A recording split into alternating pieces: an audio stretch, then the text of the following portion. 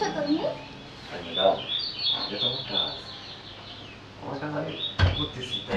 আরে আরে দেখি করো, সরো সরো। এইটা তো মেয়েদের কাজ, এটা আমি করে দিই তোমার কাজটা।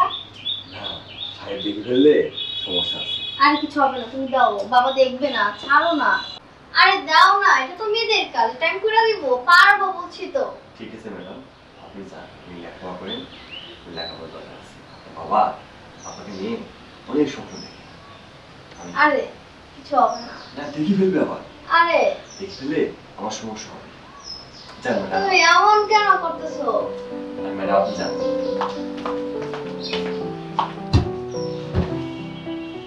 শোনো, আগামীকাল আমার বন্ধু ছেলে আসতেছে, আখির আংটি পরাবো। তুমি বুঝবে না, আমার বন্ধু আমার উপরে দায়িত্ব দিয়ে দিয়েছে, সে আসতে পারবে না। সে এক কথাই বলেছে, ছেলেও তোমার, মেয়েও তোমার, সম্পূর্ণ দায়িত্ব তোমার উপরে। এই জন্য বিয়ের কাজটা আমি তাড়াতাড়ি সেরে ফেলতে চাই। দেখো, আজকে এখন লেখাপড়া করতেছে, ও লেখাপড়াটা শেষ করুক, তারপরে বিয়ে। আরে বাবা, লেখাপড়া বিয়ের পরেও করতে পারবে, তাতে তো কোনো অসুবিধা হচ্ছে না। না না, আখি এখন বিয়েতে রাজি হবে না। শোনো, আমি যেটা বলছি সেটাই হবে, করে কথা বলবে।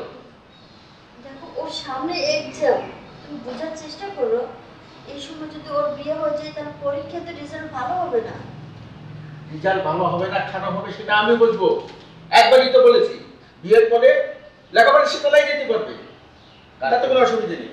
শোনো, তুমি তোমার মেয়েকে বোঝাও, আমি বিয়ের কাজটা সেরে ফেলতে চাই। আর মেয়ে কি ফেল করবে না পাস করবে সেটাই তো আমার, তোমার আর তোমার মেয়ের নয়। আমার কাজ আছে, আমি চললাম।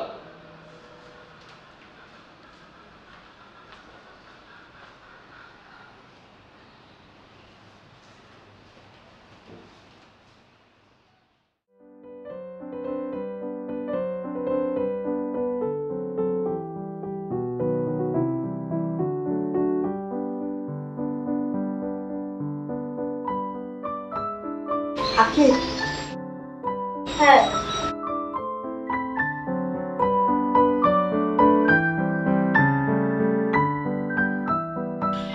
তোর বাবা তার বন্ধু ছেলের সাথে তোর বিয়ে ঠিক করছে, কালকে নাকি আসতেছে আংটি পরাবে। এবার কত আমি লুকিয়ে রাখবো বল? তোর বাবাকে তো অনেক বুঝালাম, কিন্তু কিছুতেই বুঝতেছে না। তার চাইতেছে খুব তাড়াতাড়ি তোর বিয়েটা দিয়ে দিব। তুই একটু জামাই বাবাজিকে বল না। কি বলো মা, তুমি বাবাকে বলো নাই আমি পড়াশোনা শেষ না করে বিয়ে করতে পারবো না? আমি যা বুঝানোর বুঝিয়েছি, কিন্তু সে তো কিছুতেই মানতেছে না। তুমি কেমন মা, একটু বুঝাও না। আমি কি কম বুঝিয়েছি? তুই একটু জামাইয়ের কাছে সব খুলে বল না। এখন এই মুহূর্তে কিভাবে বলবো? আরো তো চাইতেছে যে বাবার মন জয় কইরা তারপরে জানাবে। তুই একটা কাজ কর না, তুই জামাইকে নিয়ে এই বাড়ি থেকে পালিয়ে যা। তোর বাবা তোদের এই বিয়েটা কখনো মেনে নিবে না। আম্মু, এখন যদি ওকে নিয়ে পালাই যায়, বাবা তো তোমার কিছু বলবে। আমাকে নিয়ে তুই কোনো টেনশন করিস না, আমি দিকটা সামনে নেব। দেখো আম্মু, নিজের খেয়াল রেখো। আর আমি এখন ওর সাথে কথা বলি, তারপরে কি বলে আমি তোমাকে জানাচ্ছি। যা করে তাড়াতাড়ি কর। তুমি টেনশন নিও না।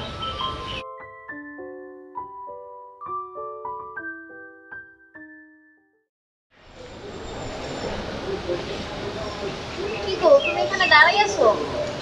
তোমাকে আমি সারা বাড়ি খুঁজলাম। তোমার মন খারাপ কেন, কি হয়েছে? কিছু না। বাসার কিছু খবর রাখো তুমি? কেন কি হয়েছে বলো।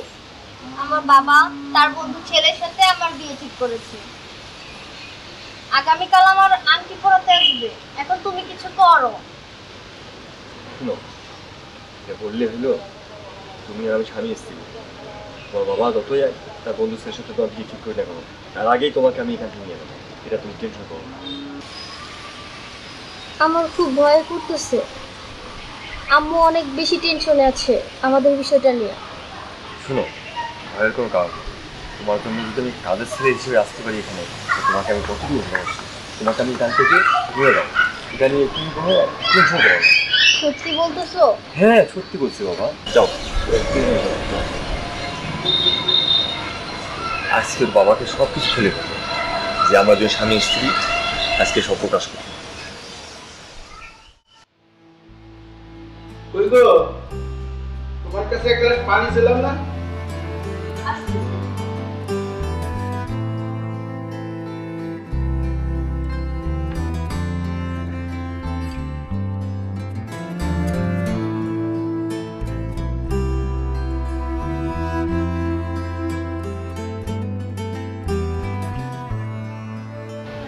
হ্যাঁ আসসালাম। ওয়ালাইকুম আসসালাম। কি রে, কিছু বলবি? হ্যাঁ সাহেব, আজকে আমি সব কিছু বলবো। আমরা আখির আমরা দুজন বিয়ে করছি। এই কি বললি? আবার বলতো কি বললি? হ্যাঁ সাহেব, আমরা দুজন গোপনে বিয়ে করছি। আর আমি শুনলাম আপনার বন্ধু ছেলের সাথে নাকি আপনার মেয়ে বিয়ে ঠিক করছে। কালকে নাকি আগে পড়েতে আসবে, এই জন্য আজকে বলতে বাধ্য হলাম। বলতে বাধ্য হয়েছিস? তোর এত বড় সাহস কিভাবে হইল? হ্যাঁ, তুই আমার মেয়ের নাম মুখে এনেছিস? এই এই শুনছো, শুনছো স্বপ্নদের বাচ্চা কি বলে? হ্যাঁ, জি সাহেব, যা সত্য তাই বলছি। যা সত্য তাই বলছিস। যা আকি আকি, এই তোরা কি এদিকে আয়। আকি জি বাবা। এই এখানে দাঁড়া। ও কি বল? ও নাকি তোকে বিয়ে করছে? কি কথা বলিস না কেন? হ্যাঁ বাবা। হ্যাঁ বাবা না, এখন বুঝতে পারছি পুরা সব তোরা তিনজনে মিলে এই গুটি চালাইছিস। মানে তিনজনে এই অপকর্মে আমার মাথায় খেলতেছে না।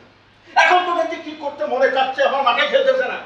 আরে আমি এখন কি করে জবাব দেবো? আমার বন্ধুকে কি করে জবাব দেবো? এখন এখন আমি তোকে তিনটাকে গুলি করে মারবো। আমার বন্ধু না, বন্ধু কোথায়? ওয়ালাইকুম আসসালাম। উত্তেজিত হওয়া হাড়ের জন্য সমস্যা, আপনার বিশাল বেড়ে যাবে। বন্ধুকে তিনবারে গুলি করলে উত্তেজিত আপনি। আমি বুঝতে পারলাম না তোমার কথা। তুমি কে?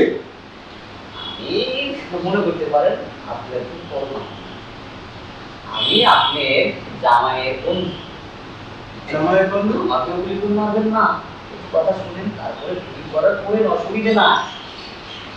দেখেন আমি জানি যে আপনি কাউকে ওয়াদা দিয়ে সেই ওয়াদা বর্তমান করেন না। আপনার বন্ধুকে কথা দিয়েছেন, আপনার বন্ধুর ছেলের সাথে আপনি বিয়ে দিতে রাই। হ্যাঁ, আপনি কথা দিয়েছেন বিধায় আপনি হ্যাঁ মানে এই ওয়াদাটা বর্তমান করতে পারবেন না। এখন আপনার মান সম্মানে আঘাত পেয়েছে। আমি এটা বলছি কিন্তু কি করার, ওরা দুজন দুজনকে ভালোবাসে। এখন আপনার কথাটা রাখতে গিয়ে তিনটা জীবন নষ্ট হবে। এখন আপনি মনে করেন জোরপূর্বকভাবে আপনার মেয়েকে যদি আপনি বন্ধুর ছেলের সাথে দিয়ে দেন, দেখেন ওই মেয়েটা কিন্তু আপনার বন্ধুর ছেলেকে মেনে নেবে, সংসার কিন্তু টিকবে না, আরো সমস্যা বেশি হবে। কারণ ও স্ত্রীর ভালোবাসা পাবে না, ও স্বামীর ভালোবাসা দিবে না, কারণ মন থাকবে এই ছেলের। তখন কি দাঁড়াবে?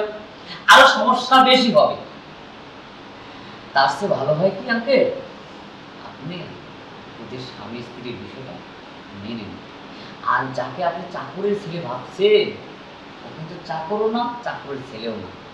আপনার যা আছে তার চেয়ে 3 ডবল আছে। আপনার মতো 10-10টা লোককে ও কিনতে পারে, বেচতে পারে। কি বলছো এটা? ওকে, ও হচ্ছে জাফর চৌধুরী ছেলে। আপনি ভালো করেই জানেন জাফর চৌধুরী একজন শিল্পপতি। মানে কি জাফর চৌধুরীর ছেলে? আমি আগেই সন্দেহ করছিলাম। হ্যাঁ, এই যে 5 ফুট 6 ইঞ্চি লোকটাকে আমি পছন্দ করছিলাম না। মানে ওকে তো কাজের ছেলের মতন দেখতে না। হ্যাঁ, এর ভিতরে একটা কিন্তু আছে। কি রে? হ্যাঁ, আঙ্কেল,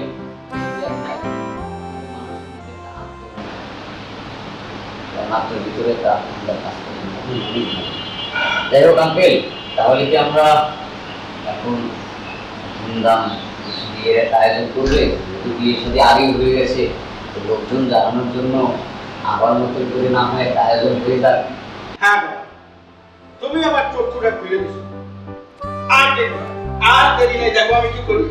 ব্যাপারটা দেখো, হ্যাঁ একেবারে বহুত কাজ করেছো আমার বাড়িতে, হ্যাঁ বড় লোকের ছেলে হয়ে তোমাকে আমি খালি হাতে ছাড়তে দেবো না। মা, একটা দিন। এই যে আমার বিয়ের দিনটা তোমার হাতে তুলে দিয়েছি। হ্যাঁ এখন থেকে কাজের ছেলেরা এই বাড়ির জামাই, বুঝতে পেরেছো? হ্যাঁ কি বলে